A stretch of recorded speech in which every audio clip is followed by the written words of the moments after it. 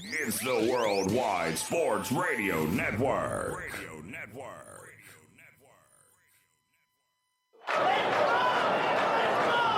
Broadcasting from coast to coast, city to city, coast to coast. It's time for the Ryan Hickey Show on the Worldwide Sports Radio Network. If it's happening in sports, it's being talked about right here. And here's your host, Ryan Hickey. Good Thursday morning. Welcome into the Worldwide Sports Radio Network. It is the Ryan Hickey Show with you right here on the Worldwide Sports Radio Network. A snowy Thursday at that, at least here in the Northeast. So a little adventurous trying to come in, a little slower on the roads. And unfortunately, it's only going to get worse. So actually, these next 2 hours are going to be a little interesting. Maybe the Ryan Hickey Show will continue past 11 o'clock if I end up being snowed in here with no place to go. But hopefully that is not the case, and we will be with you here for the next 2 hours, right here as we always are on the Worldwide Sports Radio Network, coming to you live, as we are every single hour of every single show from the Big Italy Pizzeria Studios. With its great pizza, hot heroes, and phenomenal dinners, check out Big Italy Pizzeria in person in Medford, Joe's Pizzeria in Bayshore, or wherever you are, online at BigItalyPizza.com. A lot to get into today. A lot of storylines here. A lot of NBA that we're going to really dive into. Steph MVP voting. Wanted to get into this early in the week, but should team record impact a way a player is viewed as an MVP candidate? Because Steph Curry right now playing some of the best ball of his career, not just in the NBA this year, but of Steph Curry's career. And as we know, he's had a few very impressive performances. We'll get into that at 9:40. The Eagles. It's kind of weird. I'm going to get into this in 15 minutes. The Philadelphia Eagles have largely gotten a pass for how they've handled the Carson Wentz situation. A lot of the pushback, a lot of the analysis, a lot of the scorn, if you will, has been directed towards Carson Wentz and the price that the Philadelphia Eagles have asked for. What if we will look, and we'll discuss just the entire handling of the situation by the Eagles. And hey, the favorite team right now, or the Eagles' favorite team, I should say, is the Houston Texans, because they are the only team that's more dysfunctional. And things have gone south in Philly, and it's going to get a lot worse before it gets better.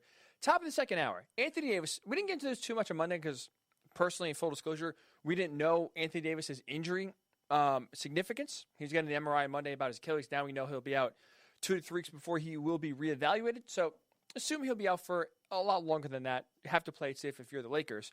But with that said, with Anthony Davis now on the shelf for 3 weeks, a month, maybe even longer than that, it's imperative, important, a priority, if you will, to protect LeBron James even more than Anthony Davis. I'll explain what I mean in an hour at 10 Eastern. We will be joined then by James Herbert, a tremendous CBS Sports NBA reporter, at 10:20 Eastern to get his thoughts on LeBron and the Lakers. How about the Utah Jazz? They win again last night. 20 wins in 21 games. They are going streaky, and the streak continues. They beat the Clippers without Kawhi and Paul George, mind you, but they still win.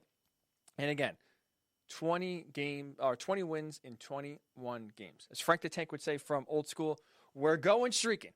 And the Jazz are doing just that. So we'll get James's thoughts on the Jazz as well at 10:20.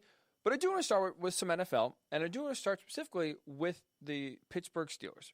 Because really, the biggest talking point in really all the NFL, the big thing everyone's kind of looking at here in the 2021 offseason is the quarterback position. Because the quarterback carousel, if you will, it's turning. The wheels are turning. You look at your team, there's only a finite amount of teams that are set at the quarterback position for 2021 and feel confident that their guy will be their guy at the start of the 2021 season.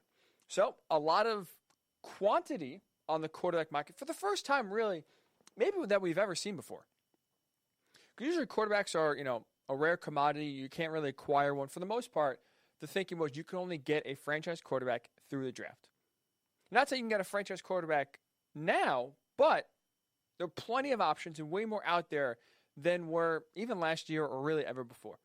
And the Steelers could be entering the quarterback carousel because their general manager, Kevin Colbert, met with the media yesterday, and essentially he pulled a Les Snead. And here's what I mean by that. Les Snead, the GM of the Rams, he did a press conference about a month ago, and he was asked about the status of Jared Goff, at the time the Rams quarterback. Could he be the quarterback in 2021? Is there a possibility Jared Goff wouldn't be on the roster in 2021, despite the fact that he signed a massive extension? He was the first overall pick back in 2016. They paid him. He led him to a Super Bowl. Is it possible that the Rams in 2021 could cut Jared Goff and not have him on the roster? Les Snead basically kind of danced around the question in a way. Oh, I shouldn't say dance around the question. He danced around it in the fact that basically he did everything possible to make it seem like there was anything but a guarantee Jared Goff would be on the roster. Anytime you hear questions about players' futures, what do coaches say? What do GMs say? What do owners say? The most non-committal, generic, vanilla things. Oh, we'd love to have him back. All this coach speak about basically, yeah, we love him. If he wants to come back, we'll have him. They always try to at least make it seem like they're the ones that want the quarterback back and maybe try to paint it as the player doesn't want to come back. Well, Les Snead of the Rams basically put out that, hey, Jared Goff is the quarterback of our team right now on January 18th, let's say, when the press conference was. No guarantees for that. And as we know, a few weeks later, Jared Goff traded to the Lions for Matthew Stafford. Well, Kevin Colbert took a page out of Les Snead's book because yesterday, during his press conference, Steelers GM basically was just as non-committal as Les Snead was. Here, I'll give you a clip here. Here's Kevin Colbert yesterday when asked about could Big Ben return, what does the future look like? Basically, Kevin Colbert said, yeah, it's anything but a guarantee. He reiterated that to us, that he wants to continue to play. And we told him, quite frankly, we have to look at this current situation. Art Rooney addressed that with Ben's current cap number, some adjustment will have to be made. And we're not negotiating as we sit here and answer this question. Ben Roethlisberger is on the team. Ben Roethlisberger did a lot of really good things last year, and we anticipate that he could still do some good things moving forward. So hopefully there's a way that we can try to figure out and do what's best for the organization and do what's best for Ben. And hopefully he'll be able to see that and feel the same way we do. But there's a lot of work that needs to be done. A lot there that is not committing to Ben Roethlisberger in 2021. Now, a lot of it is going to be cap situation. We'll get to here in a second. But they've talked with Ben. They've laid it out there. You had Art Rooney II, the owner of the Steelers, coming out earlier and saying basically, yeah, we'd love to have Ben back, but we can't do it at his current salary. And the Steelers would like to have him back, but there's a lot of questions that they have to worry about with the cap to maybe make it prohibitive for bringing Ben Roethlisberger back. But as you just heard, the general manager of the Steelers, anything but a guarantee. Ben Roethlisberger will be back in 2021. And even you had Big Ben come out and say, yeah, I'd like to return. I'd like to go for one more year. So now it's a team that's uncertain if they can have Big Ben back. So I'm curious your thoughts. Love to hear your comments on Facebook, Worldwide Sports Radio Network, Twitter, WWSRN_radio, at Ryan Hickey Show if you want to tune me there directly, or you can comment on the Periscope live stream, which can be found either at Ryan Hickey Show on Twitter or WWSRN_radio. Should the Steelers bring Ben back? Should Ben Roethlisberger be the Steelers' starting quarterback in 2021? My answer, I've changed my tune. My answer is actually yes. I thought after the season's over, watching that wild card game we saw in which they get down 28-0 in the first quarter to the Browns, really the last month of the year in December, after starting 11-0, really crumble at the finish line and struggle. Big Ben struggled, the offensive line struggled, the running game was non-existent. As you know, they go from 11-0 to out in the first round of the playoffs. So I thought, it'd be best for the Steelers to move on. Go in another direction. Big Ben has given everything he has. It seems like he ran out of gas. It's time, especially with how good that defense is, time to get someone in there that can elevate the offense. But the more I read into it, the more I look at the situation the Steelers are in, and they're in cap hell. We'll get to that in a second. My answer is, yeah, they should absolutely bring him back for 2021 because there's zero other viable options that Pittsburgh could bring in that would be a better substitute for Ben Roethlisberger in 2021. So like I said, you just heard Kevin Colbert discuss it, and you heard me kind of dance around, and we'll get into it now. The biggest reason why the Steelers wouldn't bring Ben Roethlisberger back is not because of play, not because of age, it's because of salary and more related the cap hit that is associated with his salary. So Big Ben, if nothing has changed with his contract, if his contract stays the way it is right now today, on February 18th, going into 2021, he will induce a $41.2 million cap hit. Now, he's not getting $41 million per se. He's only getting $19 million. But because of the way the NFL cap works, the Steelers were able to push back salary and bonuses and signing bonuses. They pushed it back, and now that is all coming to a head this year in 2021. So despite the fact that he's making under $20 million, for the cap, he is getting a $41.2 million cap hit, which is the biggest in the NFL in 2021. Think about that. Biggest cap hit in the NFL from a player perspective is Ben Roethlisberger, $41.2 million. So now, there's a few options for the Steelers. If he was to retire this year, if he was to, let's say, get cut, if the Steelers say, we got to cut our losses here, cut bait, we're going to get rid of Big Ben. Well, that doesn't mean that $41.2 million number just disappears. If he was to retire or if he's cut, his cap number in 2021, even though he's not on the team, is still $22 million. And if he does come back in 2021, if the Steelers figure, you know what, this is the best option, if Big Ben wants to come back, the lowest they could possibly negotiate his contract down to where the cap hit would be $23.3 million. And that number, 23.3, is if he takes literally the veteran minimum. So he cuts his salary down to the lowest possible number. So if your boss came up to you and there was whatever your salary is and there was just, let's say, minimum wage. Your boss said, hey, in order for us to figure out finances, if you want to work here next year, we got to cut your salary from whatever you're making to minimum wage. That's what would have to happen. Even if that does happen, it's still $23 million on the cap for the Steelers. And why is this a big deal? Because I'll make the argument, and I've talked about a lot, the cap is almost non-existent because there are so many different ways to get around that cap to where, sure, if it's 180, there's so many different ways to get that number of your roster under 180, push money to the future. There's all these different mechanics that honestly I don't even understand and I want to bore you with because I'll just confuse myself. I'll confuse you, and it's just bad radio. But why this is so important for Big Ben and how much he will go on the Steelers cap in 2021 is because right now, obviously, as we know, the cap is going to go down because revenues for the league were down because of no attendance, because of the pandemic. Right now, the Steelers are $22 million over the projected cap. That is really right now the projection. It could be a little less, but right now it's in the $22 million range. And they have a ton of free agents. So even though they have a lot of money coming off the books, they still have a lot of money tied up in different players on the team, and they're still $22 million over.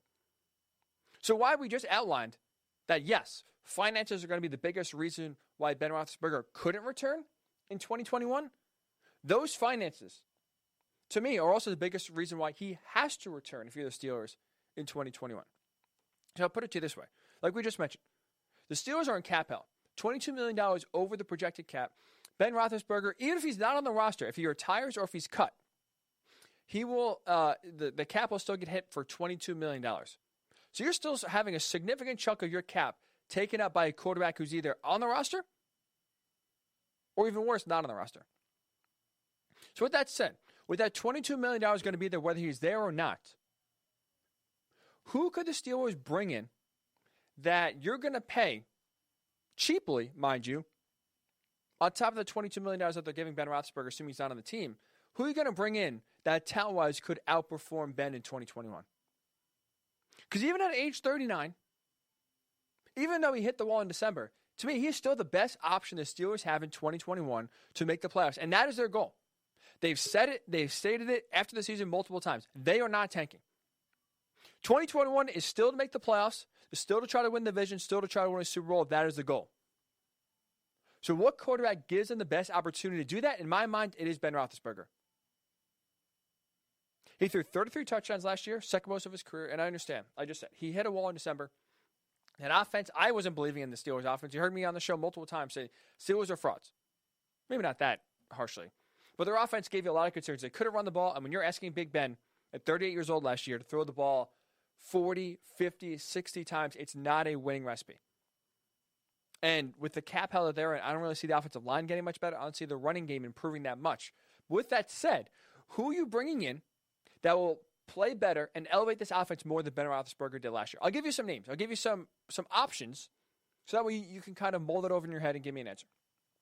So if Big Ben's not on the team, the options for the Steelers could be Mason Rudolph, the backup quarterback right now. We've seen him play in limited sample size. He played one game last year, did okay. But as we know, Big Ben missed all but basically a game and a half in 2019. Mason Rudolph played a good amount. Wasn't that great. Nothing to write home about. So Mason Rudolph is an option. I'm not feeling that. Dwayne Haskins signed to a very minimum contract, basically a low-risk, high-reward situation, if you will. Justin Dwayne Haskins got cut in the middle of the year last year by the Washington football team because he couldn't figure out he couldn't be professional. Now you're going to put your eggs in the Dwayne Haskins basket for 2021, trying to make the playoffs? I'm not feeling that. No way. Mitch Trubisky? Really, Mitch Trubisky or Big Ben? That's an easy one. Tyrod Taylor? No way. Not for me. I'm not taking that one. Ryan Fitzpatrick? How about Fitzmagic? Maybe the biggest upside of all these names I just listed. But at the same time, why has Ryan Fitzpatrick been a journeyman quarterback? Because in his career, he has had some highs. But every year, he also has some low of the lows. He is inconsistent. He can play a tremendous game, throw for 5 touchdowns, 400 yards, and be the reason you win. The next week, he'll throw 3 interceptions in the first quarter and be the reason you lose. He's not consistent, never has been. And now you're going to put your eggs in his basket to try to make the playoffs in 2021? I'll pass on that. I'll take Big Ben. How about drafting a quarterback? Right? Cheap contract. Again, you're already paying Ben, if he's not on the roster, $22 million next year. So drafting a quarterback, you'll have a young, cheap quarterback, a great asset there going forward. The only issue is the Steelers draft 24th. Are you getting a franchise quarterback at 24?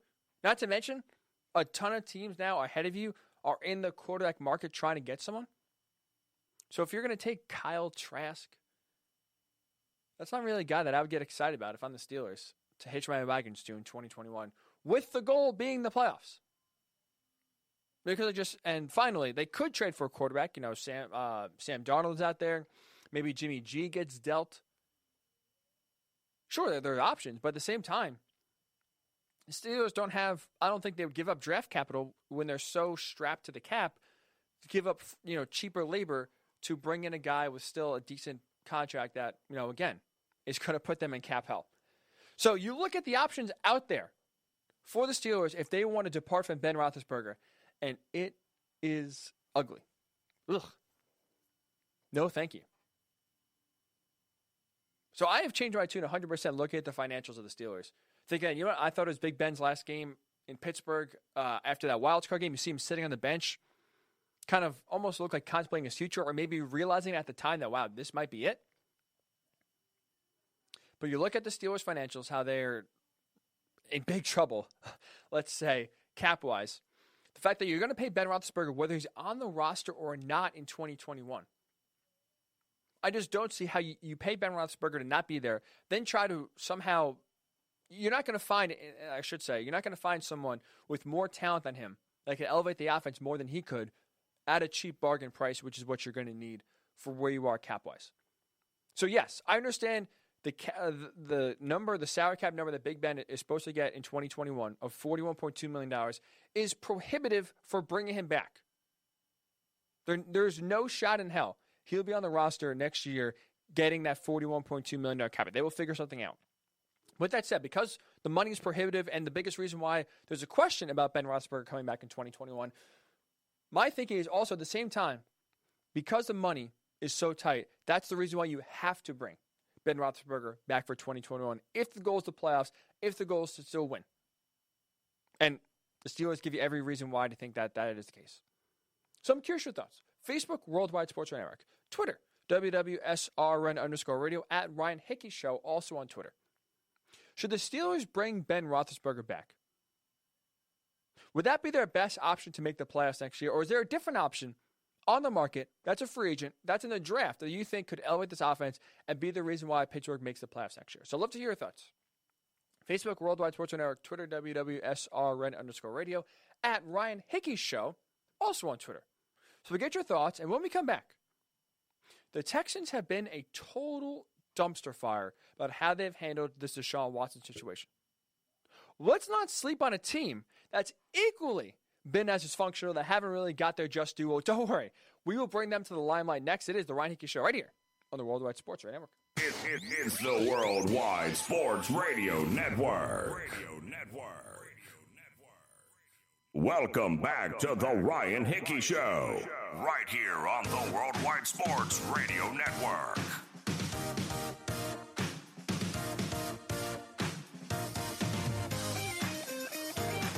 And welcome back on into the Ryan Hickey Show, right here with you on the Worldwide Sports Radio Network. Talking Ben Roethlisberger to start the show. Should the Steelers bring him back? Adam Schefter tweeted this out 15 minutes ago.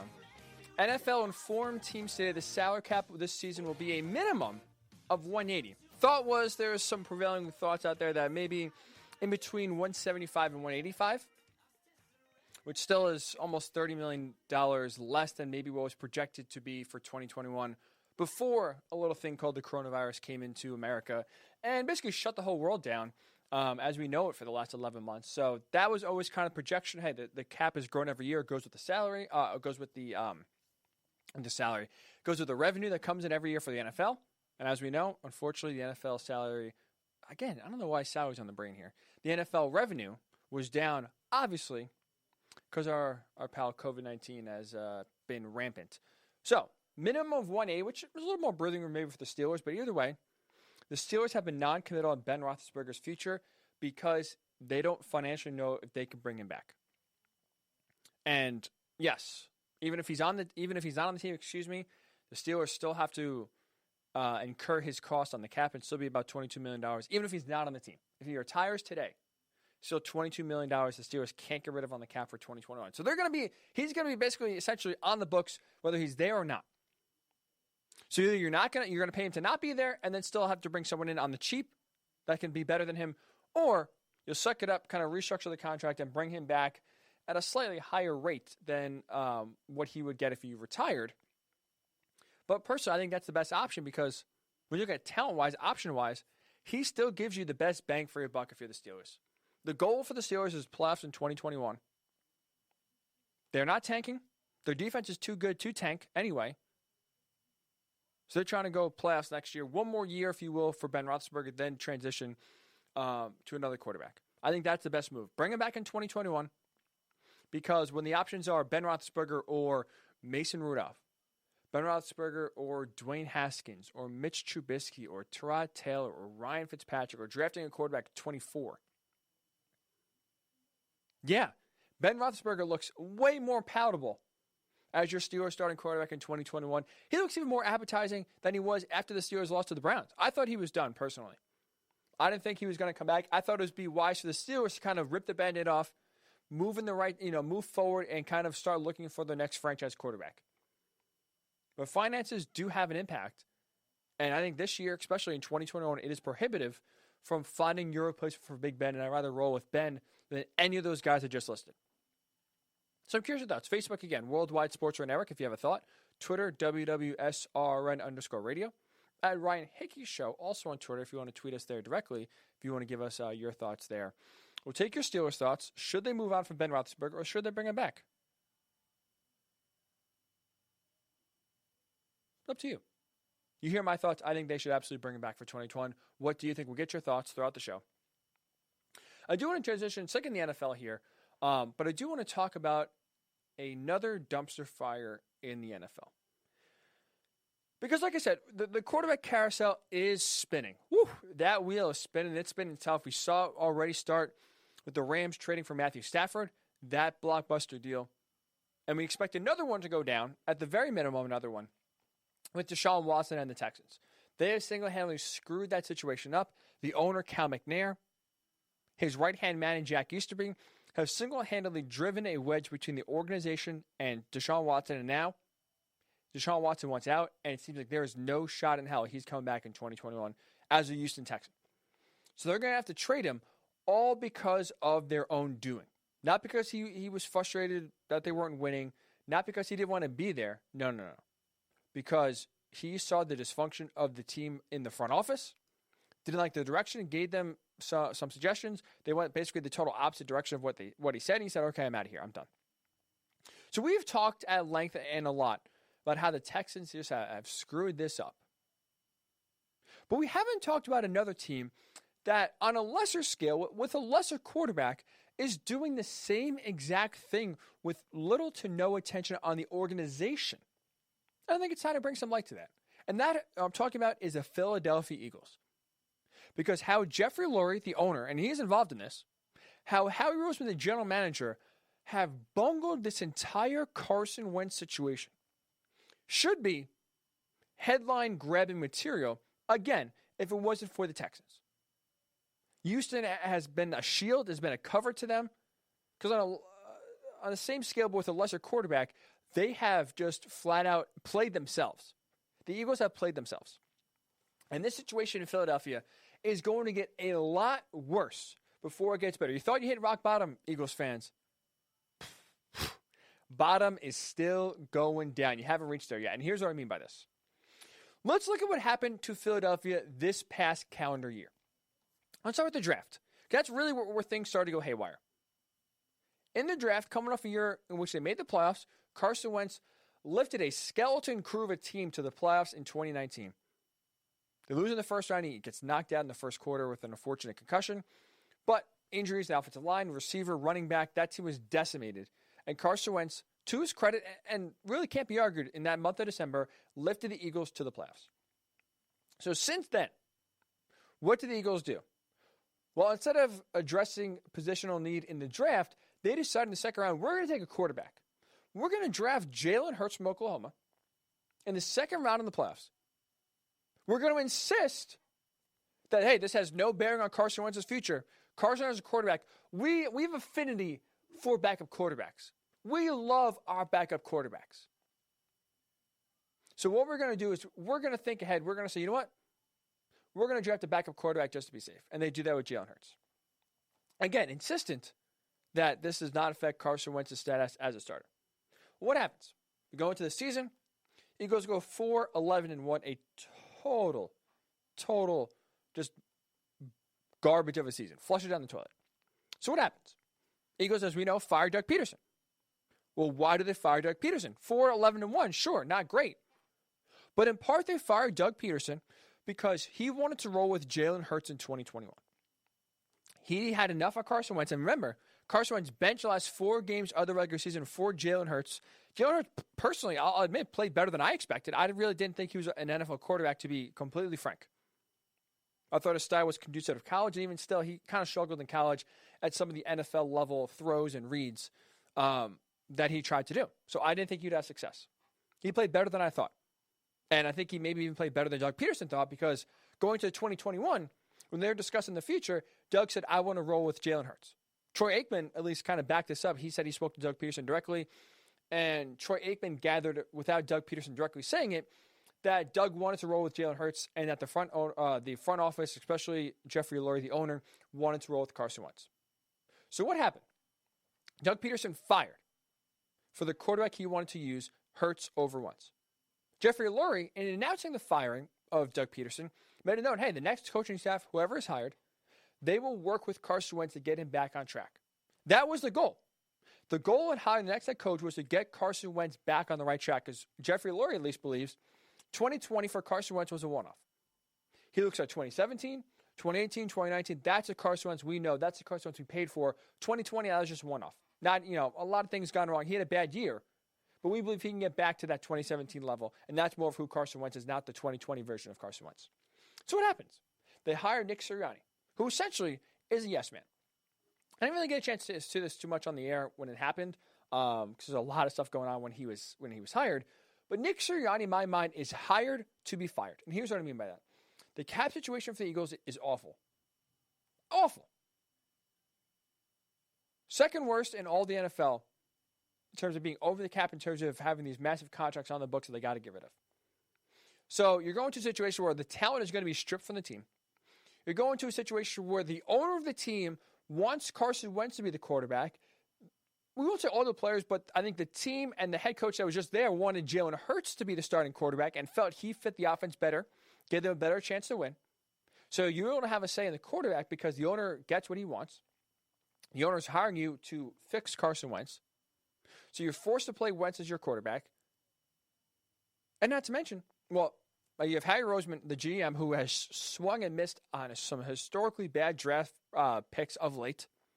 And not to mention, you're in a city in Philadelphia where the fans don't tolerate losing. So honestly, Nick Sirianni, I believe, will be fired in 2 to 3 years. He has zero chance of success in Philadelphia. With that said, though, he was hired because he came from the Frank Reich tree. He was the Colts offensive coordinator, with Frank Reich being the head coach. Frank Reich, if you remember, was the offensive coordinator for the Eagles in 2016 and 2017, two of Carson Wentz's best years of his career. 2017, he was going to win the MVP before he tore his ACL. Obviously, they won the Super Bowl that year anyway. But Nick Sirianni was hired because he comes from the Frank Reich tree, could hopefully bring some of that wisdom to fix Carson Wentz. And now, let's be honest, too, no experience really. He wasn't calling the plays with the Colts. No head coaching experience. He's going to be yes man. Listen to what Howie Roseman has to say. Listen to what Jeffrey Lurie has to say. Something that Doug Peterson, apparently, according to reports, got sick of. So, okay. To quickly rehash what we just said. They draft Jalen Hurts in the second round. Carson Wentz is going to be the quarterback. They say Jalen Hurts is not affecting Carson Wentz's job status. Carson Wentz struggles. They bench Carson Wentz. Doug Peterson, that coach, wants to roll Jalen Hurts in 2021. He is fired in part for that. Now you hire a head coach to fix Carson Wentz, come in and kind of get back on the right track. Well, Carson Wentz says, I'm out of here. I'm done with this organization. I don't like the direction we're going. I don't like how things are operating. I want a fresh start. I want out. So you fire a head coach because you wanted to go with a different quarterback. You hire a new head coach to specifically fix Carson Wentz and get him back to that 2017 level. And now you have Carson Wentz saying, thanks, but no thanks. I'm done here. I need a fresh start. I need to go somewhere else to get my career back on track. So now the Eagles are forced to trade Carson Wentz. And what happens? Remember that initial report when he was kind of first, not openly being shopped, but the Eagles were listening to offers. What was the offers the Eagles wanted back? They wanted a similar deal that the Rams gave for Matthew Stafford. They wanted 2 first-round picks for Carson Wentz. Guess how that went? Oh, boy. Did not go over well, because guess what? Carson Wentz is still on the team. And guess how many first-round picks Howie Roseman has been offered for Carson Wentz? According to reports, not even 1. Forget 2. He hasn't even been offered 1 first-round pick. Ron Jaworski, last week, according to his sources that he said around the league, the best offer the Eagles have gotten so far for Carson Wentz is 2 second-round picks. That's it. Not 2 first-round picks. Not 1 first-round pick, 1 second-round pick. 2 second-round picks. For a guy taking number 2 overall in the draft, to a guy you paid a contract extension to, think he's going to be the franchise quarterback, to a guy you fired the head coach for to placate him, you hired a new head coach to fix him, and now he says, oh, I'm done. I'm out of here.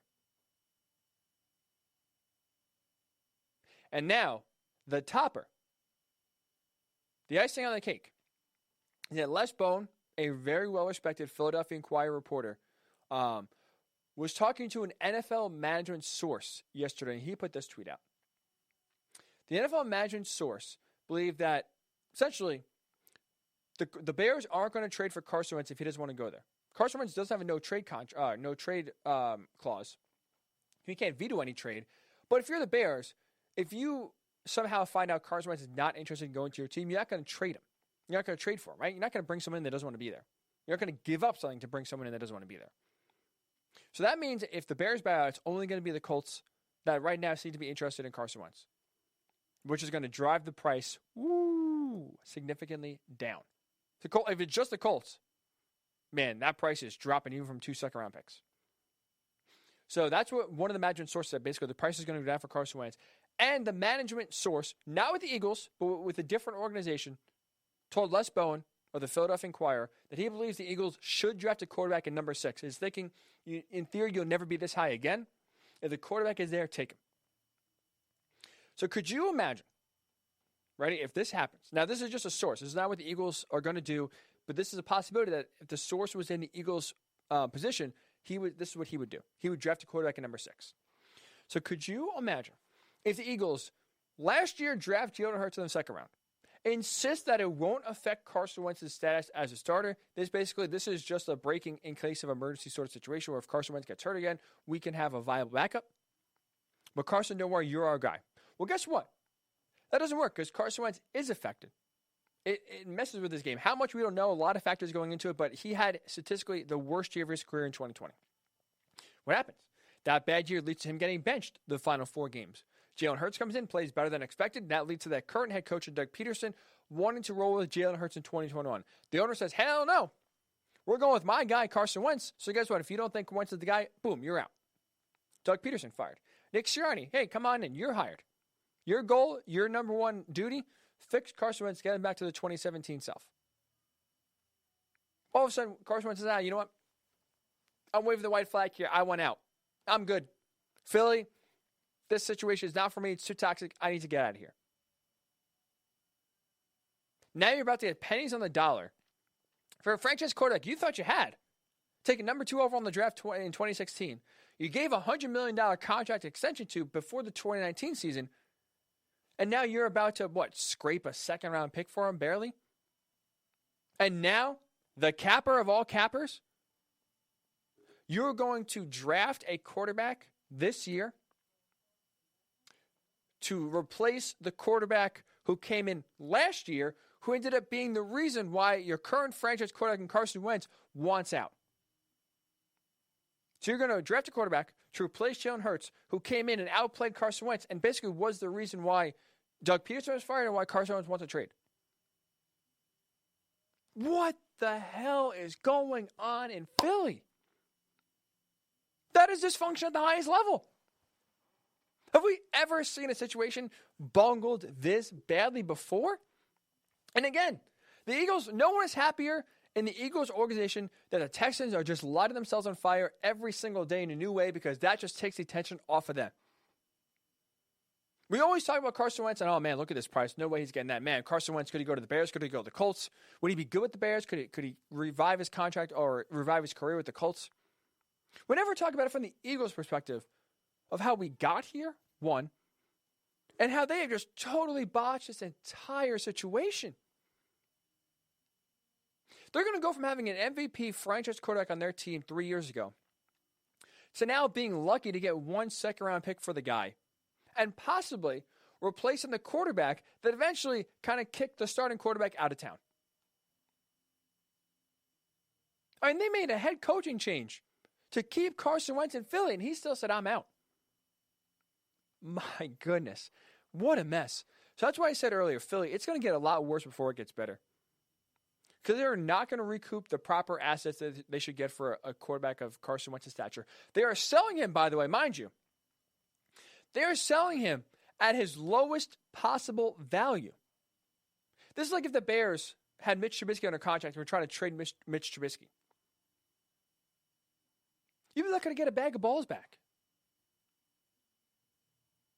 So you are now selling your franchise quarterback or forced to trade your franchise quarterback coming off of his worst year, not only his career, one of the worst years a quarterback has had in 2020.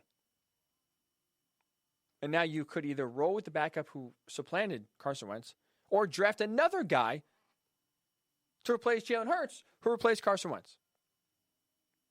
And you're doing so with an owner who wants Carson Wentz, but with a general manager who's been enabled, who has swung and missed historically bad in the draft of late. So now you're going to let him draft another quarterback.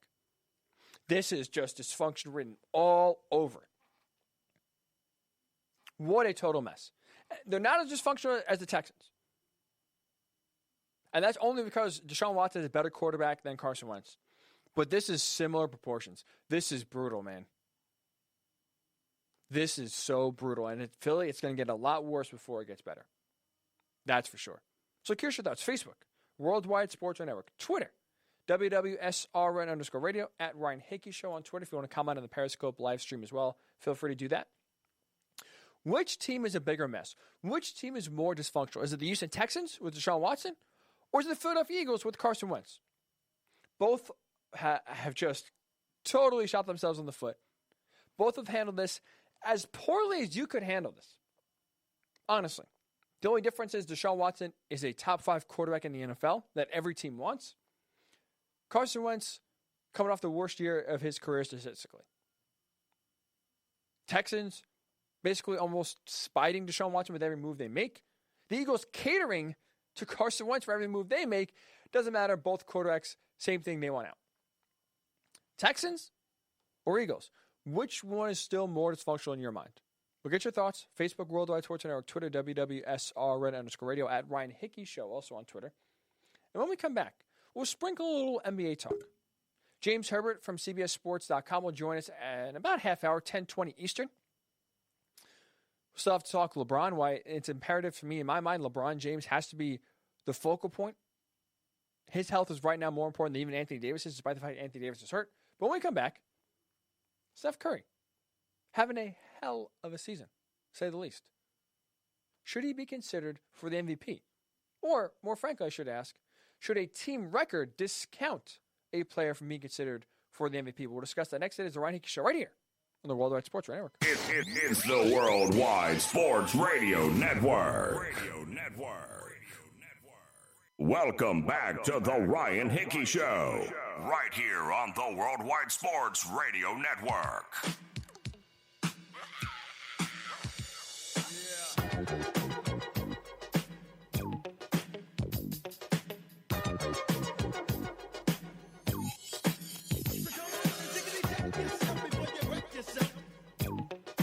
Hopefully you're checking yourself. It is the Ryan Hickey Show with you right here on the Worldwide Sports Radio Network.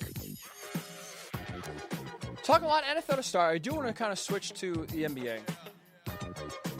Because we have an MVP race that really is heating up so far. I know we're still early in the season. Trust me, no definitives have been made for sure. But I want to talk about at least who is in the conversation. Because one player that absolutely should be in the conversation so far, that I don't really think he's getting the respect he deserves, Steph Curry. Now, look, I understand that the name value itself, of course, he should be considered. Of course, he's one of those players who's done it before, that it's easy to throw his name in there, right? Like, it's not one of those players where we haven't really seen them play up to this standard before, and we're kind of wary a little bit if can they keep it up. But with a player of Steph Curry's caliber, who's already had the track record he has so far, easy to throw his name in MVP consideration, and his play alone should warrant that. 29.9 points per game so far for Steph Curry through the season, third in the NBA. 140 made threes. Shocker, first in the NBA, shooting almost 50% from the field, 49.9 to be exact. He is close, right? 29.9 points per game, 49.9 field goal percentage. He is close to averaging a 30.50-40-90 club, shooting 50% from the field, over 40% from three, over 90% from the line. He is 0.1 points per game short, 0.1% of field goal percentage made, I hope that makes sense, of joining that club. Only one other player in the history of the NBA has done that, Steph Curry. 2015-2016 in the year, he was the unanimous MVP, 73-win season for the Warriors, if you recall. So, yeah, he is having one of the best years of his career, and he has had an incredible career so far. So it should be easy to say Steph Curry should be in the MVP conversation, right? Just those numbers alone. How he's played so far shouldn't even be a question. We shouldn't even have this as a topic. But we do. Why is that? Well, it's for something that is out of Steph Curry's control, and that is his that is his team record. Because the Warriors right now are 16-13. 7th in the West. So should he be in the MVP conversation with guys like LeBron James, Joel Embiid, Nikola Jokic? My answer is yes, because I honestly don't care about team record. For me, what my standard is for the MVP voting is about consistent greatness throughout the entire season. Sure, team record has an impact because obviously if you're a better record, you're playing in some more important games that maybe mean something. Sure, obviously supporting cast can help because if you have other players, for example, like LeBron James, you can kind of rely on Anthony Davis on a nightly basis. Or if you can have Anthony Davis kind of take some pressure off of you defensively, that obviously can elevate your game. But they shouldn't also be discounting factors. And that's what I think is happening here with Steph Curry. Because sure, because the Warriors are 16-13, because they're on that 7-8 seed line, probably in a play-in situation right now, he is not getting the respect he deserves for the MVP voting. And Steph is aware of this. He was asked last week, Steph, should team record impact MVP voting? Should it have an impact and whether a guy is getting recognized or not? Here's what he had to say.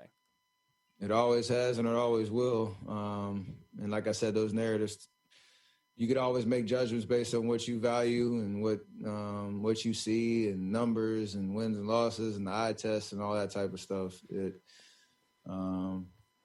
it's kind of what makes the beauty of that award in general, because everybody has a different take on what it means. So you have it. He admits, hey, record has, a play into the award. It's a lot about narrative, per se, if you will. But for me, it's about consistent greatness. If Steph Curry can continue the level he's playing at right now, he absolutely should be considered and probably even win the MVP award.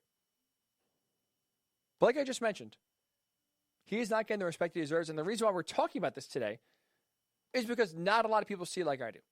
And here's what I will reference. So last week, ESPN did a straw poll of 100 media members, asking them, what is your MVP vote if the season stopped right now? So this is about a quarter of the way through the season last week. Well, LeBron, no surprise, number one, 54 first place votes out of 100. Joel Embiid, number two, he had 23. Nikola Jokic had 18 first place votes at number three. So LeBron, Embiid, Jokic, 1, 2, 3, from this ESPN poll where they, asked media members from all over the world, all over different markets, and all over different outlets. LeBron, Embiid, Joker. Well, where is Steph Curry? Because we just gave you the numbers. He deserves to be in the top three. He's not 4. He's not 5, 6. He's 7th. And again, it's early. I understand it's a quarter way through the season. Don't get me wrong. But 7th, receiving just one first-place vote. Despite the fact, again, 29.9 points a game, third in the NBA. Most made threes in the NBA, shooting almost 50% from the floor. And he is one more made shot away from joining a 30-point, 50, 40, 90 club, something that only one other person in the history of the NBA has ever done, Steph Curry himself, when he won the unanimous MVP 5 years ago. Like, why is there disrespect to, and why are we allowing team record to overshadow accomplishments on the court? Because let's quickly look at some other MVP candidates. LeBron James, hell of a year. I would personally, if the year ended right now, I would vote for LeBron James, full disclosure. 25.7 points per game. Second highest career shooting percentage from 3, 37.8%. He's improving his shot. He's won in every game the Lakers have played in so far, and the Lakers are the second best record in the West behind the Jazz. Joel Embiid, averaging almost 30 points per game, 29.7. He has career highs in field goal percentage, three-point percentage, free throw percentage. Sixers, again, number one in the East, 19-10 record. And more importantly, biggest thing for Embiid is his record on the court. The Sixers are 18-5. Off the court, they're 1-5. So as you could see, the Sixers has it as Embiid goes. If he's on the court, they are great. If not, they're in trouble. And Nikola Jokic having a great season. 27.4 points per game. Impressively, top 10 in points per game, rebounds per game, assists per game. He's almost redefining the game, what he's doing from the center position, dishing the ball out, kind of almost being the point man of the offense. But look at what I just said. I just want to focus on Jokic here for a second. He was third in the MVP voting, right? Behind LeBron, behind Embiid, Jokic was 3. Well, the Nuggets are 15-13. They actually have a worse record than the Warriors right now. So why is Jokic getting this MVP love, getting this respect, but Steph Curry isn't? Like, it doesn't make any sense to me. These numbers aren't pedestrian. It's not Steph living on his name as to why we should put him in the MVP voting. He's having close to one of the best seasons of his career. Give this man some love, please. And the reason why he's not is because the Warriors are 16-13. Again, he was 7th in the first edition of the ESPN straw poll last week for MVP voting. 7th. He's having a hell of a year. He is the only option. And it's even more impressive because you look at LeBron, he has ID when he's on the court. Now, obviously, that's not going to happen, but he had ID for a good amount of time when the straw poll was conducted. Embiid has Simmons. Jokic has Jamal Murray. Who does Steph Curry have, by the way? Draymond Green? Andrew Wiggins? Kelly Oubre? Like, what are we doing here? This is not the Warriors when you had Steph, Clay, and KD. This is not the Warriors when you have Steph and Clay. Steph is doing it by himself. He is the number one option. He is the only option. So yeah, can we give this guy some love, please? I understand, look, we have a long way to go. But if he continues these numbers, there's no reason why he should not be in the conversation. Just get in the conversation. Record be damned. Russell Westbrook won the MVP a few years ago when he had the average triple-double for the season. The Thunder were a 6th seed. Like, it's not always the best player on the best team that should get the MVP. Who are the most consistent greatness throughout the entire season? If that is Steph, give him the award. I don't care if the Warriors don't win another game. If he puts up these numbers, if he continues to play the way he is, and the Warriors lose every single game the rest of the year, he should still get the MVP if the others fall off. It's ridiculous. It's just like trying to equate, or trying to say Deshaun Watson isn't a good quarterback because the Texans went 4-12. And trust me, unfortunately, for my detriment, live on Twitter. We're constantly refreshing it. It's the app by far I use the most out of anything. I am on there way too much. And it almost rots your brain because there are plenty of people out there that say, Deshaun Watson is not good. Why would I want my team to trade for him? They were 4-12 last year. Without watching a single snap of Deshaun Watson, without recognizing or even caring that Deshaun Watson was the lone bright spot on that team, they say this guy sucks because the team sucks. Well, Steph Curry, that's not the case. It wasn't the case with Deshaun Watson. It's not the case now with Steph Curry and the Warriors. Just because the record isn't one of the best 2 or 3 records in the conference doesn't mean that he all of a sudden should be written off for the MVP. Give this man some love because he deserves it. It's crazy that we're making a pitch for Steph. It's not fatigue, voter fatigue, where he's won 2 or 3 years in a row and it's like, all right, enough, let's give it to someone else. He's won 2 that were back-to-back, and it hasn't been since 2015, 2016. He deserves recognition. That's all. Recognition. So I'm curious your thoughts. You hear the numbers. You hear how he stacks up to the rest of the MVP candidates. The only issue is they don't have the second-best record in the West like the Lakers do. They don't have the best record in the East like the Sixers do. That's why he's getting punished. That's why he's getting penalized, and I don't like it. So curious your thoughts. Should Steph Curry get MVP consideration? Not giving him the award right now. There's still so much time to go. But could we get this man's name in the conversation? Could we give him more respect than having him 7th in initial voting poll? Come on. We'll get James Herbert's thoughts here in 20 minutes where he would put Steph Curry. I wonder if he was actually, we'll even ask if he was even in this poll. I'm curious his thoughts. But when we come back, Anthony Davis is going to be out for a significant, decent amount of time for the Lakers, we'll say. Obviously, his health is very important for the future and the championship hopes of the Lakers. So getting him back, to 100% is obviously extremely important. I'm going to make the case, I'm going to explain why, even though he is the one injured, LeBron James' health should be the bigger concern for the Lakers going forward. I'll explain what I mean next. It is the Ryan Hickey Show right here on the Worldwide Sports Radio Network. You're listening to the Worldwide Sports Radio Network. Welcome back to the Ryan Hickey Show, right here on the Worldwide Sports Radio Network.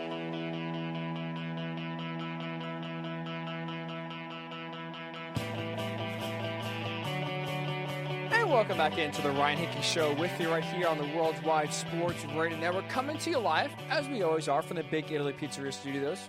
Great pizza, hot heroes, and phenomenal dinners. Check out Big Italy Pizzeria in person in Medford, Joe's Pizza in Bay Shore, or wherever you are online at BigItalyPizza.com. James Herbert, CBSSports.com NBA reporter, will join us in 20 minutes from now, 15 minutes from now. Is Steph getting disrespected on the MVP conversation? The Utah Jazz are streaking. 20 wins out of the last 21 games. We'll discuss, are they peaking too early? How about that? We'll get James's thoughts as well. And also, we'll get his thoughts on the next conversation we're about to have. Because really, the biggest storyline so far in the NBA happened on Sunday night, and that was Anthony Davis injuring his Achilles, technically a calf strain. But as we know now, he will be out at the earliest until the All-Star break gets over that ends on March 10th. So right now, if he comes back right after that All-Star break is over, he'll miss about 9 games at least. The Lakers, I think they'll be wise. I think they'll be smart. They should hold Anthony Davis out for a lot longer than that. So with that said, despite the fact that Anthony Davis is the one injured, right? Anthony Davis is the one with the Achilles injury. He's the one that is on the shelf right now. The Lakers have to be more concerned about LeBron James' health during this stretch than Anthony Davis. Here's what I mean by that. I have no doubts the Lakers will kind of use this as a warning with Anthony Davis and be as safe as possible. Ensure that he will return when he's fully healthy not rush him back, especially as we see with an Achilles with Kevin Durant. If he returns too soon, he was with the Warriors in the finals. You see what can happen. You see how a calf strain, exactly what Kevin Durant had, could turn into a blown Achilles, and you're out for the year. So the Lakers, I have no doubts, will be safe with Anthony Davis, err on the side of caution, and keep him out probably even longer than they should in order to ensure that by the time the playoffs come around, he'll be fully healthy. But with that said, you can't forget about LeBron James, and you have to prevent him from getting overworked in that stretch. Because there's a lot of factors right now working against LeBron in terms of his health that you can't just fall asleep on. And if you do, you'll be in even bigger trouble here because you'll lead LeBron to getting run down. So here's what I mean by that. LeBron, obviously, because of the pandemic, this is the shortest offseason he will ever experience, ever has experienced, ever probably will. 72 days in between Game 6, when the Lakers won the title and beat the Heat, to then they're tipping off opening night against the Clippers in the Staples Center. That's it. 72 days. Obviously, the shortest offseason in NBA. As we know, LeBron James obviously takes care of his body. It's well documented. He spends over $1 million on his body a year to keep it in peak performance, in peak shape. As we've seen, it's worked because outside of one groin injury with the Lakers in his first year, he has been on the court basically every night of every game throughout his entire career. He's a machine. He's absolutely a machine. He can be relied upon to play a ton of minutes, get out there and play some of his best basketball. And with that said, even with a short offseason, he's still, despite his age, despite the wear and tear of playing in the bubble, he still has missed 0 games this year. He's played all 29. Speaking of age, let's dive into that because another factor working against LeBron. He's 36 years old. This is his 18th season in the NBA, which is just, that just defies logic. He's spent half of his life in the NBA. But let's also not forget, with all the success LeBron has had, he's played in 260 career playoff games, which is in essence over 3 years worth of regular season games. So tack that on. He's not an 18-year veteran like a normal 18-year veteran is. He's a 21-year veteran. This is, in essence, in terms of games played, his 21st season in the NBA. Insanity. And as we mentioned before, because he's missed no games out of the first 29 so far, he is not a load management believer. If he's healthy, he'll be out there. While it's great most of the time, the Lakers have to make sure that this is not to LeBron's detriment. Their biggest concern between now and when Anthony Davis returns is keeping LeBron healthy and preventing him from trying to pick up the slack. That has to be the most important focus. Don't allow LeBron to pick up the slack. Don't allow him to think he has to pick up the slack in Anthony Davis's absence. Because if that happens, to me, that's more worrisome if you're the Lakers than Anthony Davis's Achilles injury. Because let's look at the minutes LeBron's playing. So far through the season, through 29 games, he's averaging 34.7 minutes per game. Now, in LeBron standards, that's pretty low. Second lowest of his career, actually. But LeBron minutes of his career doesn't equate to actual NBA minutes for the rest of the league. Because even though it's the second fewest amount of minutes he's playing in a game of his career, 34.7, he's still in the top 20 of minutes played per season in the NBA this year in 2021, really. Second lowest of his career, but he's still top 20 in terms of the most minutes played so far on average per game in 2021. And that number goes up when Anthony Davis has been out. AD so far has missed 6 games throughout this 2020-21 season. In those 6 games, LeBron has averaged 36.3 minutes per game. You extrapolate that out, that is tied for the 4th most minutes per game played in the NBA. And I'm sorry, frankly, that just can't happen. I understand LeBron has been a machine. I understand he has been almost Teflon, if you will, where you just can't take him down injury-wise. He just keeps on coming back, keeps on playing, doesn't get hurt. His muscles he takes care of. But you're playing with fire here, I believe, if you continue to use LeBron at the usage the Lakers have used him when Anthony Davis is not in the game. Just right now, let's go for what it is. LeBron James is more important than Anthony Davis for the Lakers. They need both to win a title. I don't believe if it's one or the other, they will win the NBA title. You need both on the court. But with that said, you don't want one injury with Anthony Davis turning into two because you have LeBron trying to play hero ball, taking over and try to lift up this team on his shoulders by himself in AD's absence. So the Lakers are going to have to probably grow a set, to be completely frank. Because you know LeBron is not going to sit down. Like I said, he's not a load management believer. But if you're a Frank Vogel, if you're even LeBron, you got to realize your health and staying in shape and not getting run down for the playoffs is the most important thing in these 3 weeks to a month when AD is not in the lineup. Because like I said, I think the Lakers are screwed either way if either AD gets hurt and can't return or LeBron gets hurt and can't return. But you need both out there. And you got to ensure that even if Anthony Davis does return healthy towards the end of the year, LeBron is not running to the ground because of the shortest offseason of his career, 72 days. Because so far he hasn't taken a game off despite that, playing all 29 games. So the fact that in terms of amount of games played, this is his 21st season in the NBA. And he's not a load management believer. And not to mention, despite all those factors working against him, he is still logging a ton of minutes. Still top 20 in average minutes per game played. He's top 4 when you look at his minutes per game played without Anthony Davis on the floor. So yes, I understand right now Anthony Davis is a player who actually is hurt, who actually is on the sidelines, not playing, actually has a real injury concern. And I understand LeBron James trying to chase another MVP. This is really his shot to do so because without Anthony Davis, LeBron can really put the team on his shoulders, really, rattle off a solid stretch of wins here. And if they do that, I think that will cement the MVP award for LeBron James. As you know, he felt slighted when Giannis won back-to-back last year. He felt he deserved the award. So I'm sure that will be a motivating factor. And LeBron sees that, hey, without AD, this is my time to shine here. Try to, kind of wrap up the MVP maybe even before the All-Star game. The Lakers cannot let that happen.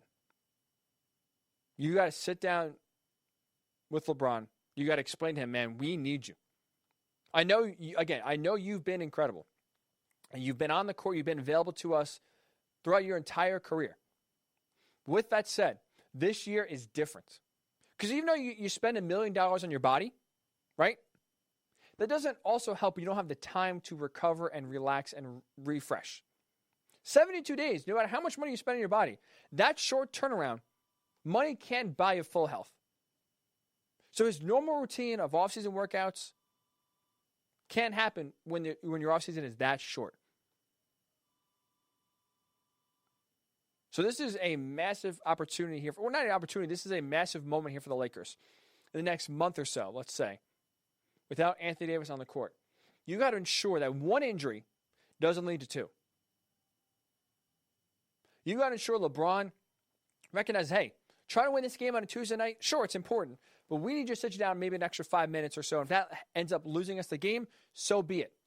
Because we got to make sure you are healthy and rested and ready to go come playoff time. Because not only just staying healthy for LeBron, it's also making sure he's ready to go and playing his best self. As we know, too, and as we've seen throughout LeBron's career, he has done an incredibly tremendous job of pacing himself throughout the regular season. Obviously, the goal is always to win a title. LeBron is so naturally gifted, and for the most part, getting to the playoffs is never a question. Right? Unless he's hurt and misses a good amount of time like he did 2 years ago at the Lakers when he hurt his groin, there's no real doubt or question of whether a LeBron James-led team make the playoffs. So he has used the regular season as an opportunity, almost a landing strip, if you will, to gear up and ramp up his game. So by the time April comes around, by the time May comes around, he is feeling his best. He is playing his best. He's not running himself into the ground in the regular season just to make the playoffs. It's a slow ramp up. So sure, he'll have some lull, periods midway through the year. Yeah, maybe he'll, have a bad stretch of games. But he knows what he has to do in order to make sure he's playing his best basketball in April, May, and June. Well, this season, again, is different from that. You don't have your normal offseason. The schedule isn't the same as it used to be. So it's kind of hard to, you kind of almost playing it on the fly, so it's harder to adjust something you've done for 17 seasons now. All of a sudden, in your 18th year, you got to kind of adjust on the fly. He's able to do it massively last year, and obviously, as we know, having the season stop midway through is tough. And even in the bubble, it didn't really, especially early on in those seeding games, look nowhere like the LeBron we saw in the playoffs. So you can flip the switch if you will on and off. But you got to make sure that switch is off, man, when Anthony Davis is not out. Because even for the Lakers, I personally don't believe seeding matters too much. They have AD healthy, they have LeBron healthy. You're going to have a great chance against any team in the West. And even if you have some fans in, if we get to that point where the playoffs are allowing some fans, some capacity, it's only going to be 10, maybe at most 20%. So home court is not going to still be a really, truly big factor. That's why, to me, in my mind, health is the most important factor in this, and it's the health of LeBron James. He's going to be the one on the court playing with Kyle Kuzma, playing with Alex Caruso, playing with the rest of the crew without his guy, Anthony Davis. You can't let him run himself into the ground. You can't let him chase the MVP and do so be a detriment to where the point in the playoffs he's out of gas. That's why, in my mind, sure, Anthony Davis right now is the one injured. Right now, especially with a serious injury where, hey, the Achilles, you never know. But it's the health of LeBron James that I should be, if I'm the Lakers, more concerned about in this stretch here without AD. And that's what I'm focusing on to make sure he's not overexerting himself in this next month to make sure then he's kind of ready to go for the playoffs.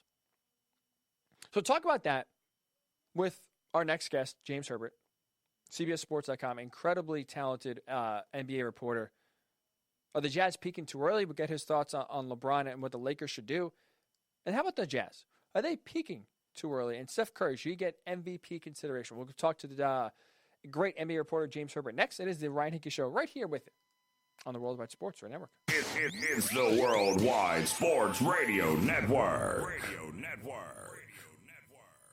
Welcome back to the Ryan Hickey Show, right here on the Worldwide Sports Radio Network.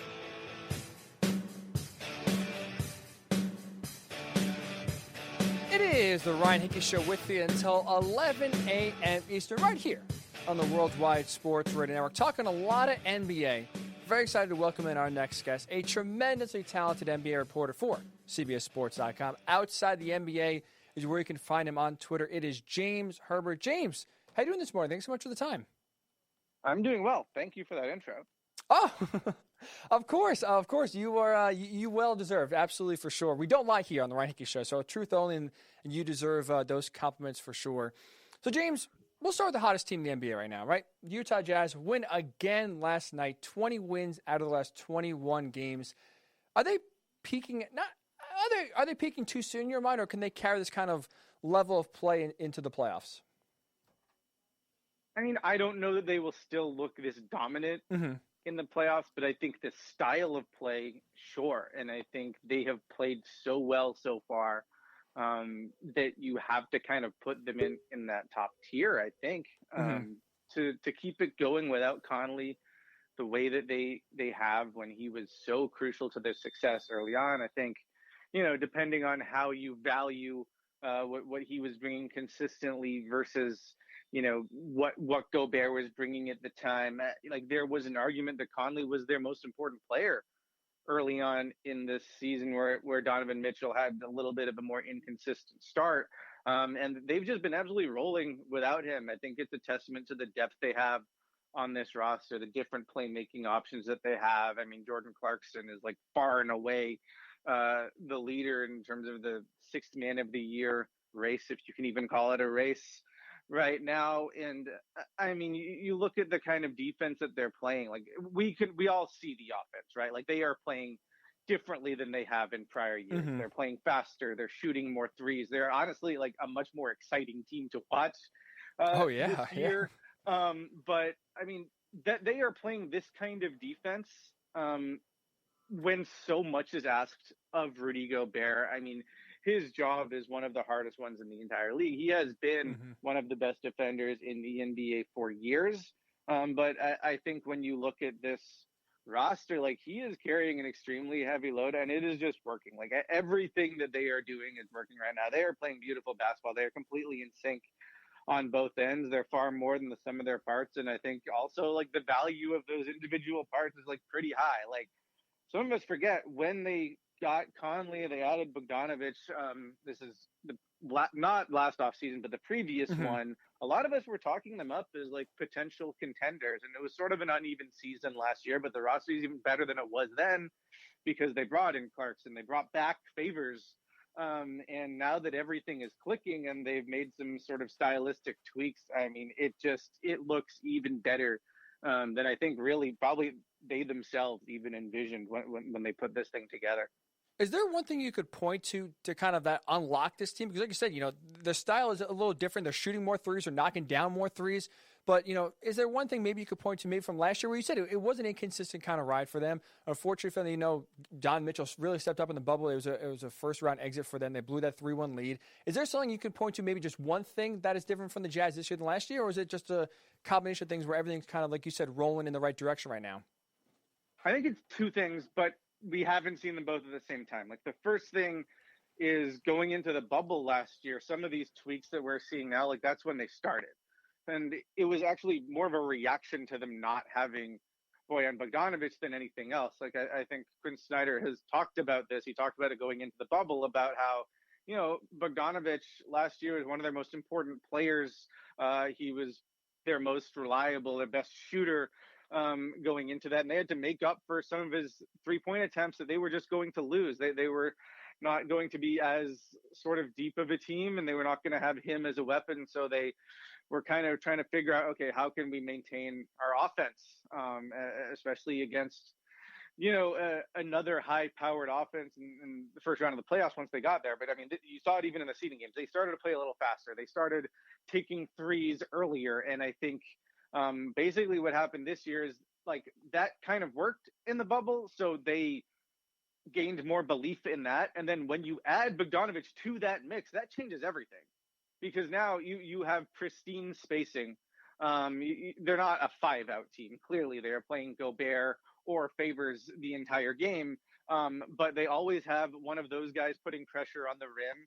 And then they have 4 guys who are shooting 40% from three or higher on catch and shoot threes on the perimeter. And they've just been scorching all season long. And it's just an incredibly difficult formula to stop, and we really haven't seen any team figure it out over the course of the season. They are playing with extreme confidence. They know what they're doing works, and the certain things that haunted them last year just haven't been an issue. I mean, Royce O'Neal has just had this incredible season. He was like pretty damn good in the regular season last year, but in the playoffs, I thought he kind of lost his confidence. He was a hesitant shooter. He was turning down some shots he was making earlier in the year. He wasn't shooting that well in the shots that he did take. And now he's just like, he's been unconscious the entire season, like pretty much any other perimeter player who sees the floor for the Jazz. So it is all working. And I think it's a combination of like how they were playing in the bubble. Plus now they actually have Bogdanović in the picture again. And I was going to say they have their full rotation, but they actually haven't, because they haven't had Conley lately, but they have just kept rolling. Yeah, they have kept rolling for sure. That's what we'll call 20 wins in 21 games. Just an incredible stretch by the Jazz. Talking to James Herbert, CBS Sports.com NBA reporter outside the NBA on Twitter is where you can find James and all of his work. So one of the biggest, we'll say roadblocks, or one of the biggest, hurdles that the Jazz have to clear if they want to make the finals is, as we know, the defending champion Los Angeles Lakers. Maybe an obvious question. I'll ask you, James. Do the Lakers have any shot to win the title if Anthony Davis is out? I would say no. If he is out in the playoffs, no. I mean, I don't think they have that kind of margin for error. Mm-hmm. He does so much for them. It's on both ends of the court. I like when he is at the top of his game on any given night, he can look like the best player in the entire league. During the playoffs last year, I mean, he was shooting the ball like he was Kevin Durant, and he was like absolutely the best defensive player in the playoffs, and he was just completely ruining other teams' game plans.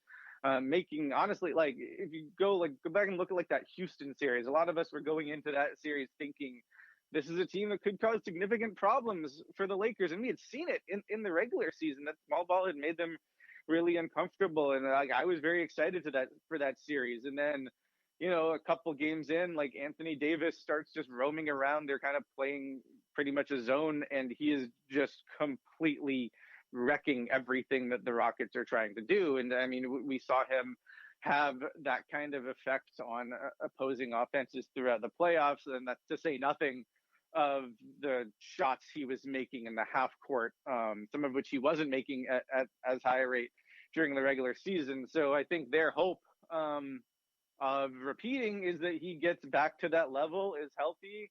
And then the supporting cast is even better than last season, which I think, like, on that front, I would feel really good if I were a Lakers fan, because I do think it is a more balanced team. And I do think, even with the Jazz playing this well, if everybody's healthy, I would still pick the Lakers. Like, I think they do have the best team. But no, they don't have the kind of margin for error that they would be fine if they lost an MVP candidate. I'm totally with you, James. So that kind of leads to my next question, because we just talked about on the show leading into this interview was that obviously, AD is going to be out. I trust that the Lakers will keep him out probably even longer than maybe they should to ensure that he's healthy for the playoffs, especially with an Achilles. You learn from Kevin Durant. You don't want to rush that back too soon. But with that said, if he's out for 3 weeks, a month, maybe even 6 weeks, let's just say on the most, cautious end, are you concerned at all about the workload on LeBron James' shoulders? If you take the playoff games into account, this is like his 21st season in the NBA in terms of, games played. Shortest offseason of his career. He's 36 years old. He's playing more minutes, obviously without AD on the floor, and that's going to be the case now for the next month or so. Are you concerned at all that maybe this could wear down LeBron, either on the injury front or just wear him down to where he's exhausted come playoff time, and that maybe, I know he's never been a load management believer or truther, if you will, before, but maybe that's in the best interest for his career in this stretch, at least without Anthony Davis on the floor?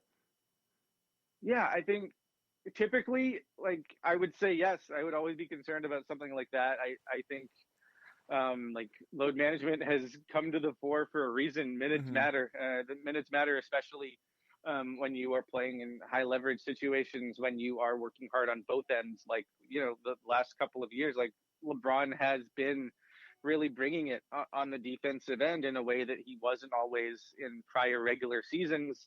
For understandable reasons, right? I think in general, my answer to that question is, like, yeah, it's going to be harder. He's already playing more minutes than I personally anticipated he would be, like, averaging coming into the year. I also thought he might get some nights off on back-to-backs, and, like, the Lakers have not done that. LeBron has not wanted to do that.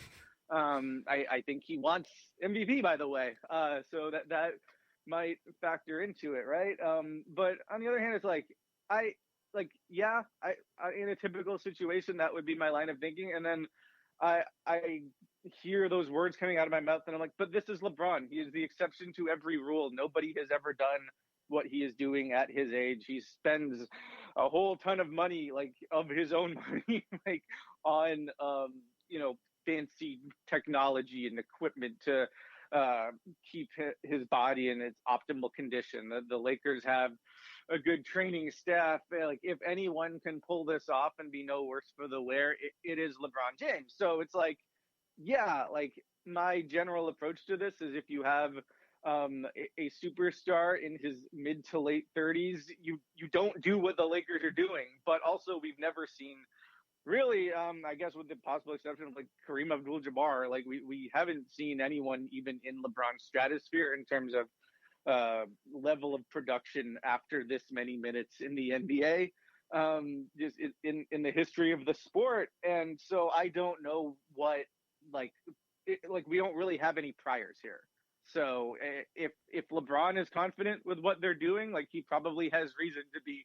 So I feel, like, somewhat foolish applying my, like, normal standards when analyzing the situation. Jay, I totally agree, because, like I said, I kind of made the argument, like, I think that, the Lakers kind of should sit LeBron and really, kind of, for the first time in his career, do something he's not comfortable in doing and restricting his minutes. But because you're right, it's like almost like a mind versus heart sort of thing, where in your heart it says, all right, it's LeBron James. It's almost like the trump card. And it's similar to the NFL with Tom Brady. It's like, all right, eventually Tom Brady is going to slow down. Eventually he's going to hit a wall. We've never seen someone of his age continue to play the way he is. And yet, again, he's just won a 7th Lombardi Trophy just a few weeks ago.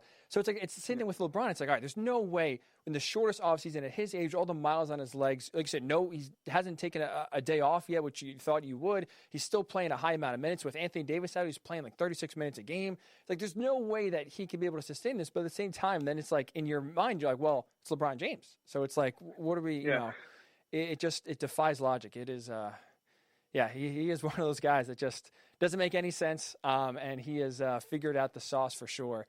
Outside the NBA and Twitter is where you can find James Herbert. He's a CBS Sports NBA reporter. So looking at the East, James, obviously the big three in Brooklyn, I think it's safe to say so far has had more success than maybe anticipated, or maybe I should say this way. They've gelled faster than I thought they would have personally. Do you feel the same way? Can this harmony that they've had so far continue through the rest of the season? I think, yeah, it can. But I didn't have that many concerns about them from a fit perspective on offense. I had the same questions everybody did, but I just sort of thought there's enough shooting here and there's enough talent here that they'll figure it out. And by the way, they'll be motivated to. They weren't forced into this situation. They all wanted to play together. They don't have to play exactly the way that they did in prior teams. We've seen to some extent, they hadn't been on a team quite like this before, because I'm not sure there has ever been a team quite like this before. But they have all played with other superstars before in different situations.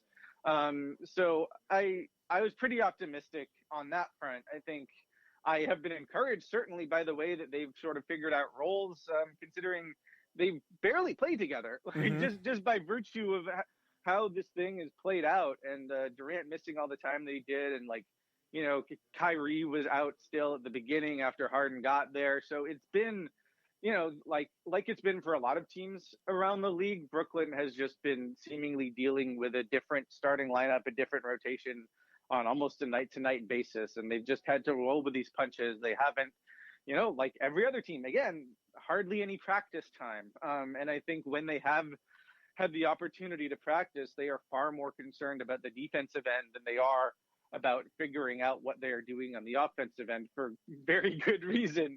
So I think the chemistry there has been impressive when you consider all that. I thought it was notable the other day that Kyrie Irving came out and said that, he said to James Harden, you're the point guard. That's how this is going to work. And I think, just from watching them, you could tell that was how they were playing this.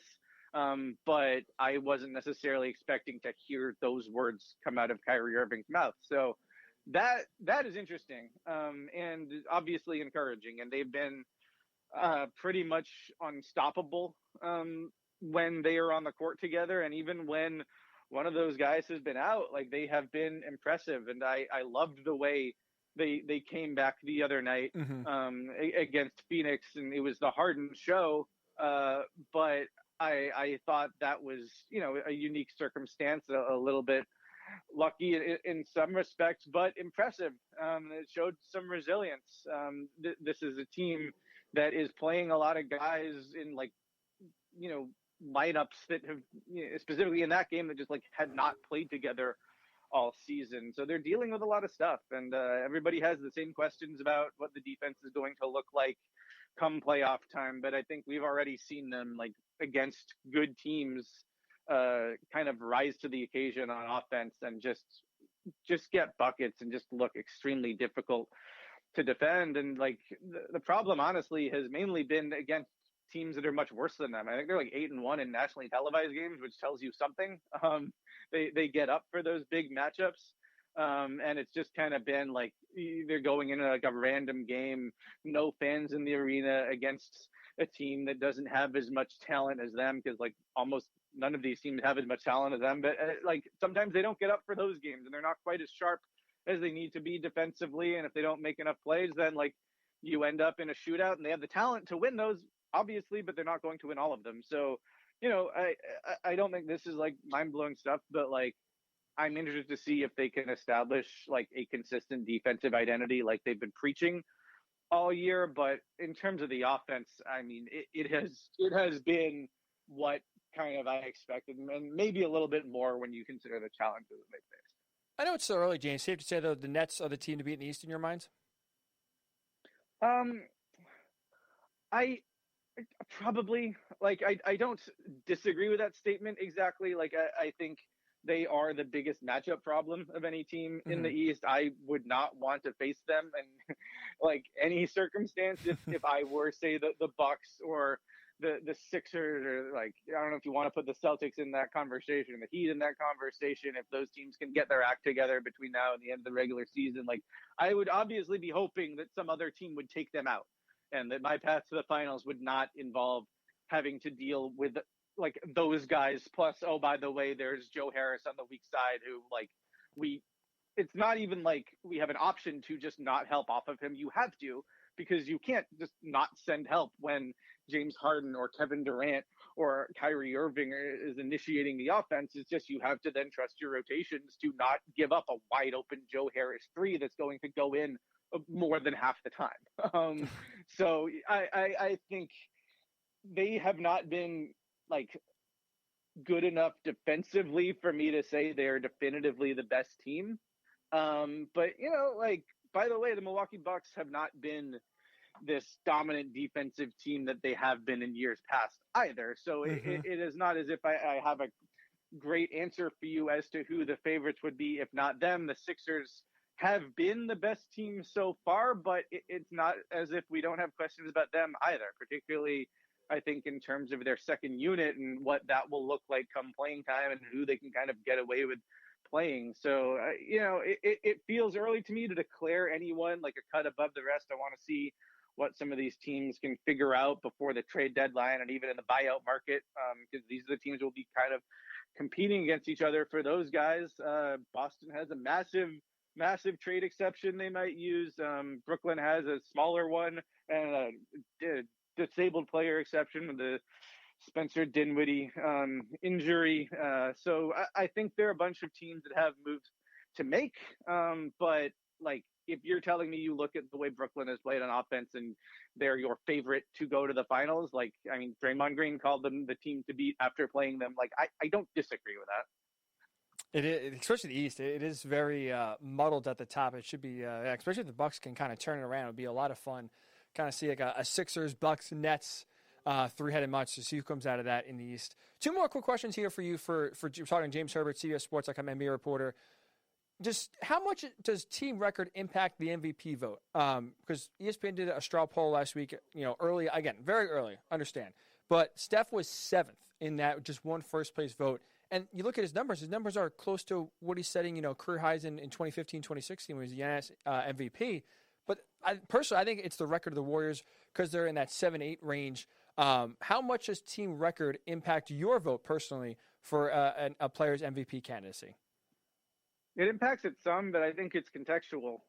I don't think you hold every player to the same standard. I don't think it is simply a matter of picking the best player on the best team, because if it were, we would be debating whether it's Mike Conley, Rudy Gobert, or Donovan Mitchell right now, and that's not the conversation that everybody's having. I don't mean to be glib about it, but there is a reason why the Warriors are 19th in offense or whatever when Steph is on the court, and then worse than the worst offense in the league by far when he's off the court. He is still doing basically heroic work to drag this team to where it is, even though where it is nowhere near championship contention. To me, in a lot of ways, what he has done this season is just as impressive as what he did in 2015-16. And I don't say that lightly, because that's arguably the best regular season that anyone has ever had in the history of the game. From a statistical perspective, it was absolutely nuts. And I think now, some of the stats are similar. Some are not quite as impressive, but I think the degree of difficulty is just inarguably higher. He is having to create more of his own offense. He is obviously running more pick and rolls than he ever did. He is taking more contact. He is having to deal with far inferior spacing. He's having to deal with teams. He always attracted a lot of attention, but he wasn't seeing box and one coverage in the regular season on a regular basis, or really at all. Yeah. Until now. And that's partially a result of oh, hey, this worked against a depleted Warriors team in the finals 2 years ago. And it's partially a result of like, all right, you're going to put out this lineup with Steph and like 4 guys who can't shoot. Obviously, we're going to play a box and one. Like, that just makes sense. So, I mean, the fact that he is seemingly able to find his rhythm at will, regardless of what is going on around him, the fact that over the course of the season, you have seen this.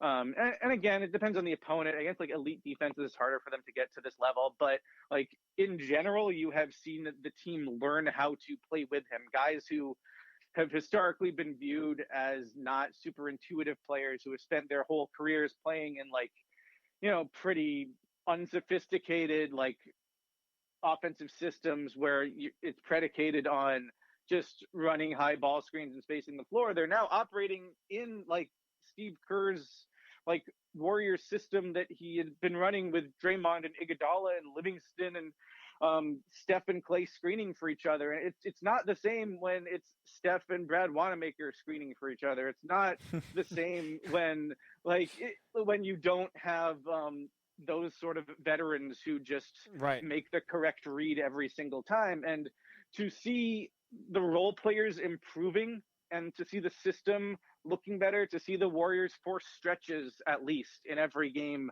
looking like the Warriors, like that has been really fun to watch. And I think that is a testament to a coaching staff sticking to its guns somewhat in the face of this sort of withering criticism at the start of the season. But it's really a testament to Steph probably working harder on offense than any player in the NBA when you take into account just the sheer amount that he is running, the increased offensive load on him, and the degree of difficulty of the shots that he's taking. It's wild. So this is me making the Steph for MVP argument, but it is also not me saying that I would necessarily vote him first. I think you can have a good conversation about Embiid, Jokic, LeBron, Steph, and then maybe after that we could talk about, does the best player on the best team, which to me is Rudy Gobert, does he deserve to be at the end of your MVP ballot, or would you rather give it to somebody like a Damian Lillard, who is also like Steph on kind of a decent team right now and dealing with like very imperfect circumstances? But yeah, I think obviously like team record comes into it when you're discussing the context of the stats that you're seeing, but it does not by any stretch mean that Steph Curry should be like 7th or 8th or outside of the picture here. He's been out of this world. James, I'm 100% with you. Yeah, I couldn't believe it. Just 7th. And it's like, you're right. Like he is working harder than ever. The numbers are even more impressive because you're right. It's either him or Kelly Oubre. Who do defenses want taking the 3? That's an easy answer. And he's still working to get his shot and get enough. Finally here, James, I want to end with this because I'm confused. Maybe you can add some clarity here. Obviously, Draymond Green's comments about, the double standard with teams and players, specifically when it comes to trade talks, got a lot of play this week. LeBron James essentially backed it up earlier this week as well. I'm just curious, do you get what Draymond Green is saying, at least in terms of specific, when it comes to players and teams talking about trades? I guess my thing is, I don't understand what more teams could do to cater to players when it comes to trades. Like, we haven't seen a player demand a trade and not get traded. So, like, I guess from Draymond's perspective, like, what is he upset about?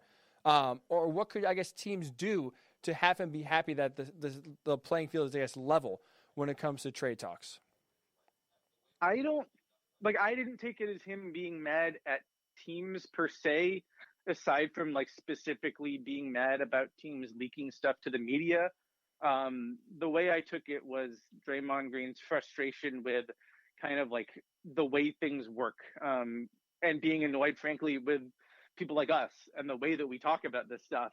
And like, to me, like it's interesting because Draymond has been sometimes a very vocal critic of, of the media, while also being extremely generous to the media and being like moonlighting as a media member himself. And by the way, being incredible at it. Like 100%. If he wants a job on Inside, I'm sure he will walk right into it, because when he's a guest on that show, he's amazing. But the way I saw it is he saw like sort of a double standard that if he were to go to the media and say, I want out trade me, he would immediately be fined lots of money. So we had this ridiculous sort of show in Houston that he was referring to earlier this year, where we all knew Harden wanted out, but he couldn't technically say it until he did, and the whole thing blew up at the end. He went through like dozens of media availabilities and said basically nothing. You can't address it. It's the elephant in the room. But there are these weird rules where we can all know that this thing is so, and yet the players cannot acknowledge it as such. And I think it's a little bit awkward. And I think the criticism that Draymond sees players getting for, basically dogging it, or, their heart's not in it or whatever. And it's not necessary. It doesn't necessarily take into account the sort of human aspect of it. Like, I think what he was trying to get at was like, yeah, like, okay, look at the Andre Drummond situation. I think we could all look at that and like see his play is not what it was in his last 5 games that he played for the Cavs versus what he was doing in the first 5 games of the regular season. A completely different guy, right? Right. And I think from his perspective, it's like, well, why should it be the same? Because the team has basically told him, you're not part of our plans. We have traded for another player that plays your position, and now you are not allowed to do your job, basically. And now he's literally not allowed to do his job. Like, he is just not playing. But in everybody that knows specific instance, right, James? Because he referenced, like you said, it seems like, I mean, I could be wrong here. It sounds like the Draymond or the Drummond situation specifically was the thing that kind of set him off into starting this rant. But to your point, they're the Cavs are sitting him down. They're not asking him to go out there knowing a trade is looming. It's, hey, we're going to trade you, so we're going to sit you until we can figure this out and do you with like. Isn't that doing right by the player in that instance? Am I missing something there? Yeah, I don't think that it is wrong for the Cavs to act in their own best interest, and I don't think it was really in Andre Drummond's best interest for them to keep parading him out there playing next to Jared Allen. Right. Like that was a disaster, and we all knew that was going to be a disaster when they were trying that.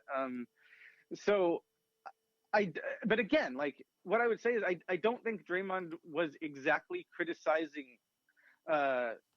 just the Cleveland Cavaliers and them wanting to make the move that is best for their organization. I think what was bothering him was kind of the dynamics and what he saw as a double standard. And that's all I would say is like, we can talk about like whether or not like he is right. I agreed with some of what he said, not 1,000% of it.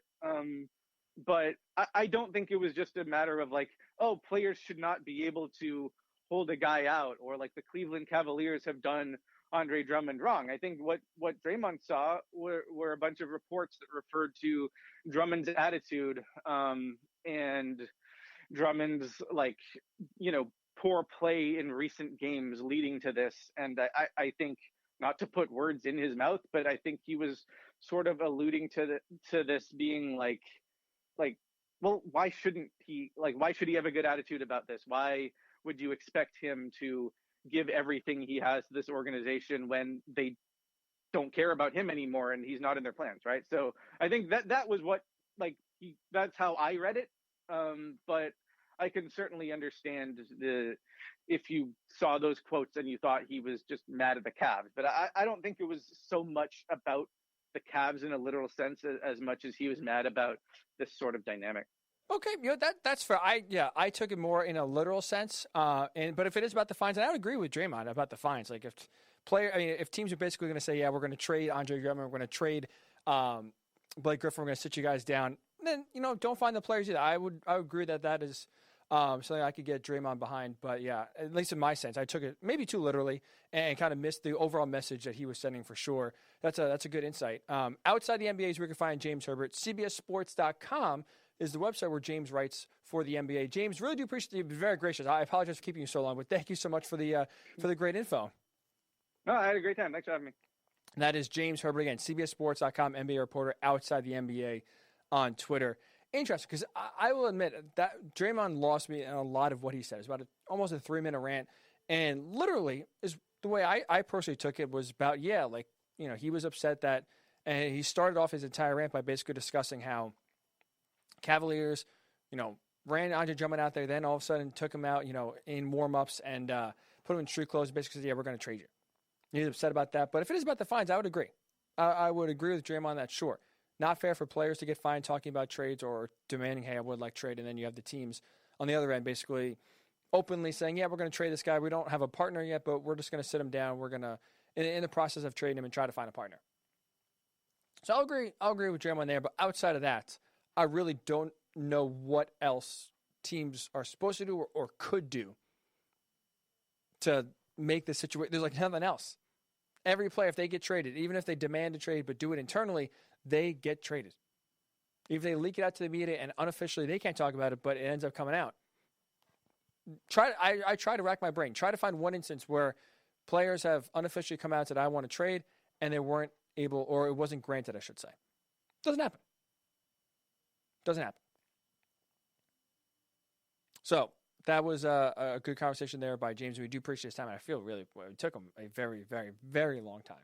But it was great info. Absolutely great info. We do appreciate James for hopping on and giving us a few minutes. So I'll do it for this edition of the Ryan Hickey Show right here on the Worldwide Sports Network. Hopefully, especially here in the Northeast, stay safe. Snow is coming down. I already saw someone fishtail coming over here. So hopefully the roads are not too bad. If you're in Texas, we hope you're okay. We hope you're doing well. Obviously down there, it's even worse with unexpected snow and not really having the resources to move the snow, like at least we do up here in the Northeast and areas that are used to getting some snowfall. Hopefully you're staying safe. Hopefully you're not sick of the snow like I am. I really hate to sound old, by the way, but man, I was driving in here today just kind of realizing like you kind of hit that age where I am just sick of the snow. I hear snow and now it's just like a groan. It's more something that I'm dreading more than looking forward to like you were in school or even in college. Oh, maybe school will get canceled. Class get kids to go outside, play in the snow. I hate to admit that I am old and kind of like a grumpy old man now, but that is the case. I hate the snow. All it does is cause problems, agitation, more issues, and I apologize for coming, or becoming that old guy. But that was a reflection. It was a depressing moment. I can't lie. Sitting in the car, realizing, man, that's when you're really starting to come like the get off my lawn kind of guy. But yeah, hopefully you're staying safe with the snow. Hopefully it's not too much of an hindrance, and you can get about your day safe and sound. So stay warm, stay safe. As a heads up, we will put this on Twitter. No show on Monday. Speaking of snow, your boy, we are going skiing. Hopefully come back not in the body cast. If we don't have a show on Monday, you'll know the skiing. Or I'm sorry, if we don't have a show on Thursday, you know the ski trip did not go well. Your boy's rolling down the mountain instead of skiing down the mountain.